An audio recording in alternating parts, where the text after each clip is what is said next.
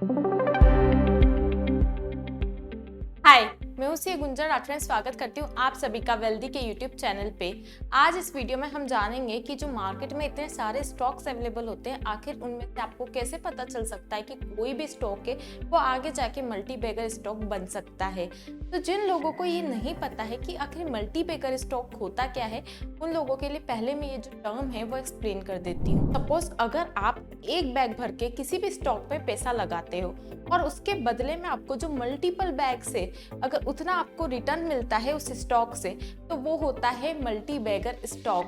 मतलब कि सिंपल सी बात है कि ऐसा स्टॉक जो कि न सिर्फ आपको दुगना रिटर्न तिगुना रिटर्न देता है, बल्कि जो आपको 10 गुना 20 गुना या फिर 30 गुना रिटर्न भी दे सकता है। मतलब कि जिसकी जो रिटर्न देने की जो क्षमता होती है वो बहुत ज़्यादा होती है, ऐसा जो स्टॉक होता है वो मल्टी बैगर स्टॉक कहलाता है। अब देखते हैं कि आखिर आपको पता कैसे चलेगा कि कोई भी स्टॉक है वो मल्टी बैगर बनने वाला है। तो आपको उसके लिए अच्छे से रिसर्च करनी पड़ेगी। रिसर्च में आपको क्या क्या पॉइंट्स देखने हैं वो हम इस वीडियो में जानेंगे। तो उसके पहले मैं आपको बता देती हूँ कि जैसे इतने सारे स्टॉक्स है ना, तो अब आप सोचोगे कि हम कैसे हर एक स्टॉक पे जो है वो रिसर्च कर सकते हैं। तो देखो इसमें क्या होता है, हर एक स्टॉक की 3 कैटेगरी होती है, large cap, mid cap and small cap. तो इसमें जो लार्ज कैप और जो मिड कैप के अंदर जो स्टॉक्स आते हैं उनको तो आप इस कैटेगरी से, मतलब जो मल्टी बैगर स्टॉक्स की कैटेगरी से बिल्कुल निकाल ही दो। मतलब कि देखो उनमें क्या है, चांसेस बहुत कम होते हैं कि वो मल्टी बैगर बन सकते हैं। बिकॉज अगर कोई भी स्टॉक लार्ज कैप के अंदर आता है तो इसका सीधा सा मतलब ये हुआ कि वो ना अभी एकदम उसकी अर्निंग जो है वो काफी स्टेबलाइज हो चुकी है। मतलब कि वो ऐसा कुछ कमाल नहीं कर सकता कि अब जो उसके रिटर्न्स है वो बहुत ऊपर जा सकते हैं, बिकॉज उसका जो शेयर प्राइस है वो ऑलरेडी बहुत अच्छे लेवल पे चल रहा है। तो ऐसे में चांसेस कम है उसके मल्टी बैगर बनने के बजाय कि स्मॉल कैप कंपनीज की। स्मॉल कैप कंपनीज क्या होती है, स्मॉल कैप ऐसी कंपनीज होती है जिनका जो शेयर प्राइस है अभी वो इतने ज्यादा अच्छे लेवल पे नहीं है। तो ऐसे स्टॉक्स में चांसेस होते हैं कि अगर जैसे सपोज कोई 10 रुपए का स्टॉक है तो वो बढ़ के जो है वो इन फ्यूचर 100 का भी हो सकता है, वो 1000 का भी हो सकता है। बट देखो अगर आप सोचो रातों रात ऐसा कुछ हो जाए तो ऐसा कुछ होगा नहीं। तो इसीलिए 2 चीजें हैं जिसका आपको खास ख्याल रखना है अगर आप मल्टी बैगर स्टॉक ढूंढ रहे हो। तो फर्स्ट चीज है कि आपको जो अपने रिसर्च है वो अच्छा खासा करना है, और सेकंड चीज है पेशेंस। मतलब कि कुछ भी रातों रात नहीं होगा, चीजें हैं वो टाइम लेंगी। हो सकता है 5 साल 10 साल भी आपको ऐसे स्टॉक को होल्ड करना पड़ जाए, मगर जब वो रिटर्न देगा आपको तो बहुत अच्छा खासा देगा।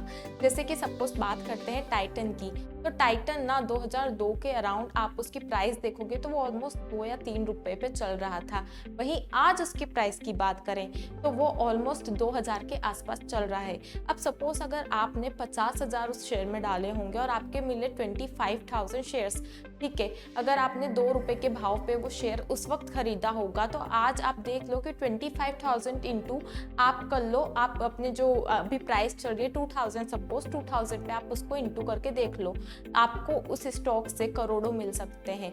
और आप देखोगे कि टेन्योर जो है वो इतना ज़्यादा भी नहीं हुआ है। 2002 से अगर अभी बात करें 20 ईयर्स में अगर आपके जो 50,000 के बदले उसने आपको इतने करोड़ों रुपए का फायदा दिया है।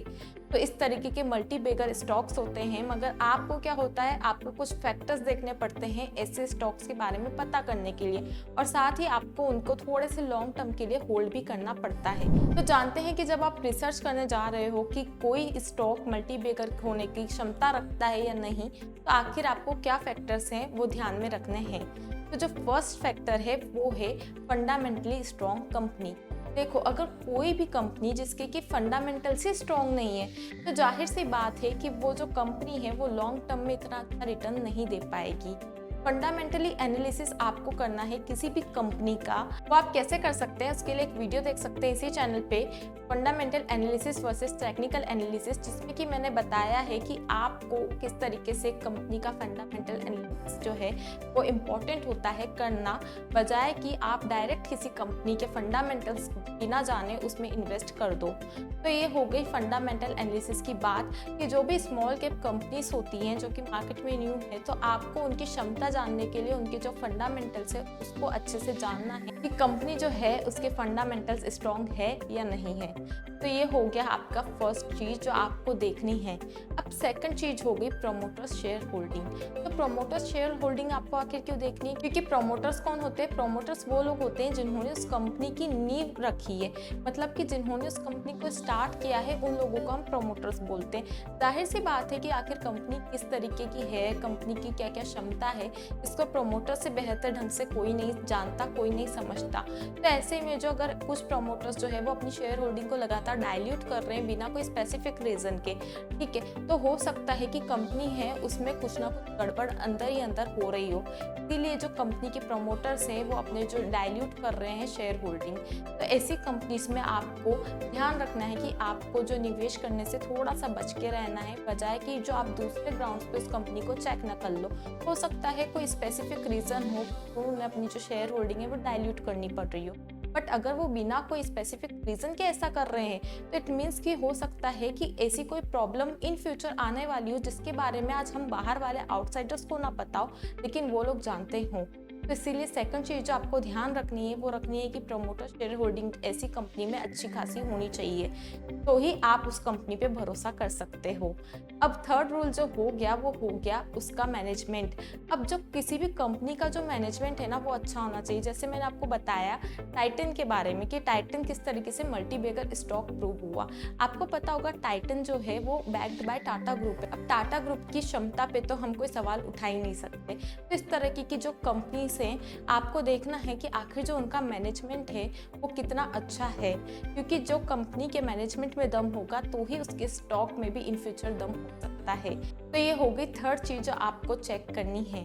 अब फोर्थ चीज़ जो आपको चेक करनी है वो है कंपनी का प्रोडक्ट, क्योंकि कंपनी के प्रोडक्ट में ही दम होना चाहिए कि वो कंपनी को ब्रांड बना सके।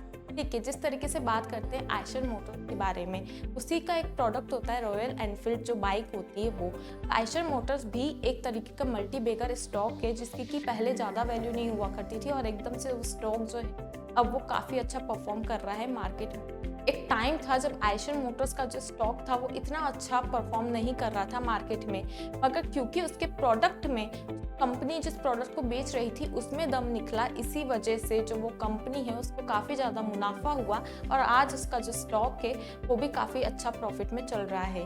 तो ये हो गई कि किस तरीके से आपको उस प्रोडक्ट को देखना है कि अगर आप नॉर्मल एक कंज्यूमर है तो आप उस प्रोडक्ट में दम देखते हैं कि नहीं देखते, आप उस प्रोडक्ट को लेना चाहेंगे नहीं लेना चाहेंगे। अगर आपको दिख रही है कि कोई भी ऐसी स्मॉल कंपनी जो कि दमदार प्रोडक्ट बना रही है तो चांसेस है कि जो उसका प्रोडक्ट है वो सुपर हिट जाए।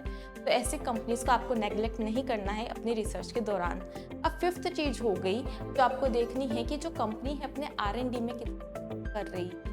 आपने देखा होगा कोविड के दौरान काफ़ी सारी फार्मास्यूटिकल्स जो कंपनीज थी वो कोविड वैक्सीन वगैरह पे ट्रायल कर रही थी, वो चाह रही थी कि वो बना ले। तो इन्हीं में से कुछ कंपनीज ऐसे हुई जिन्होंने कोविड की जो वैक्सीन है वो बना ली और उस वजह से उनकी जो अर्निंग थी वो काफ़ी अच्छी इंक्रीज हुई।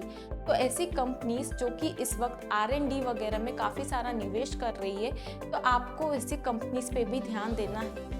जैसे कि बात करें हम एलन मस्क की, अगर आप जानते होंगे कि वो एकदम से रातों रात हिट नहीं हो गए। पहले उनके जो 4 इन्वेंशन है वो फेल हो गए एंड देन उसके बाद उनका जो 5th इन्वेंशन है वो सक्सेसफुल हो गया और उसी इन्वेंशन ने एलन मस्क को कहाँ से कहाँ पहुँचा दिया। तो आपको इस तरीके की इंडियन मार्केट में भी काफ़ी सारी कंपनीज मिल जाएंगी जो कि अभी अपना जो R&D वगैरह पे अच्छा खासा पैसा खर्च करती हैं। तो सपोज अगर उनका कोई इतने सारे इन्वेंशन में से एक जो इन्वेंशन है वो भी सुपर हिट हो जाता है तो चांसेस है कि ऐसी कंपनी है वो काफ़ी ऊंची, काफ़ी हाई परफॉर्मेंस देगी मार्केट में भी। तो आपको ऐसी कंपनीज पे भी अपनी नज़र बनाए रखनी है। तो ये हो गए कुछ फैक्टर्स जो कि आप चेक कर सकते हो ये जानने के लिए कि कोई भी जो स्टॉक है वो इन फ्यूचर मल्टीबैगर प्रूफ हो सकता है या नहीं। अगर आपको ये वीडियो पसंद आई हो, जानकारी यूजफुल लगी हो तो लाइक ज़रूर करना वीडियो को और साथ ही हमारे चैनल को सब्सक्राइब करना ना भूलना। वैसे जब हेल्थ की बात आती है तब डॉक्टर की याद आती है, मगर जब वेल्थ की बात आती है तब किसकी याद आती है? फाइनेंशियल मार्केट में इंटरेस्ट रखते हो या आप एक ऐसा बिजनेस ढूंढ रहे हो जिसकी कि अनलिमिटेड अर्निंग पोटेंशियल हो विथ जीरो इन्वेस्टमेंट? अगर आप एक CA हो, स्टॉक ब्रोकर हो, LIC एजेंट हो, बैंकर हो या फिर म्यूचुअल फंड डिस्ट्रीब्यूटर हो और अपने क्लाइंट्स की वेल्थ प्लानिंग करके अर्न करना चाहते हो तो आज ही बनो वेल्दी के वेल्थ पार्टनर, जहां आपको मिलेंगे 150 plus financial product, trainings, timely पे आउट एंड फुल सपोर्ट। तो सोचो मत, बस इस वीडियो के डिस्क्रिप्शन बॉक्स में जाओ और वहाँ दिए गए लिंक से ऐप को डाउनलोड करो। और हाँ, एक बात और, जैसे आपकी फर्स्ट सेल कंप्लीट होगी वैसे ही आपको मिलेगा 1000 रुपीज़ का बोनस। तो think wealthy, get wealthy. Thank you.